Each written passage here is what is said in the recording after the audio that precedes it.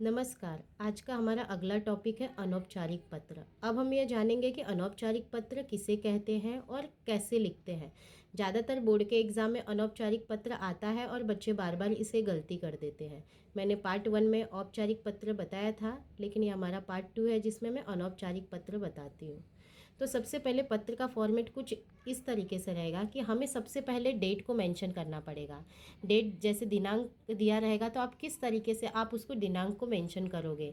जैसे यहाँ पे दिया गया है 27 मई 2025। आपके हर एक छोटे छोटे गलतियों पे यहाँ पे मार्क्स कटेगा।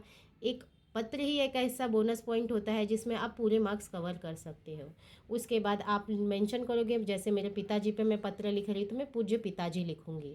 या तो फिर कभी कभी क्या होता है, अनौपचारिक पत्र में भी एड्रेस दिया होता है जिसमें आपको पता लिखना पड़ता है। नहीं दिया होता है तो आपको पता लिखने की ज़रूरत नहीं है।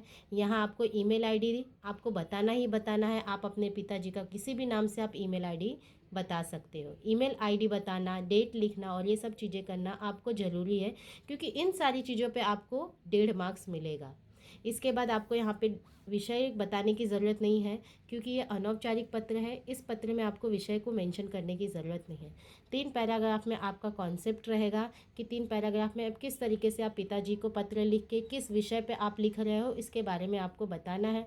सबसे पहले आपको उसके बारे में बताना है, दूसरे पैराग्राफ में आप किस तरीके से हो उसके बारे में बताना, और थर्ड पैराग्राफ में आप उनको थैंक यू, धन्यवाद जो भी बोल सकते हो। लेकिन 3 पैराग्राफ में आपका formal letter, informal letter sorry, रहना चाहिए।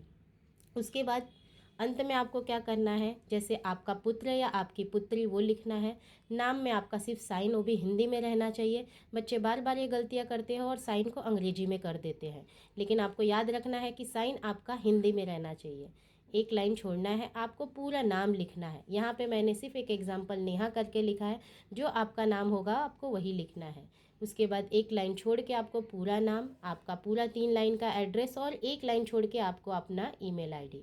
याद रखिए आपको दोनों ईमेल आईडी मेंशन करना ज़रूरी है, तभी आपको पत्र का पूरा मार्क्स मिलेगा, अदरवाइज़ आपको पत्र का मार्क्स नहीं मिलेगा। तो इस तरीके से हमारा ये अनौपचारिक पत्र है। आई होप सो कि आपको मेरा वीडियो अच्छा लगा हो। धन्यवाद।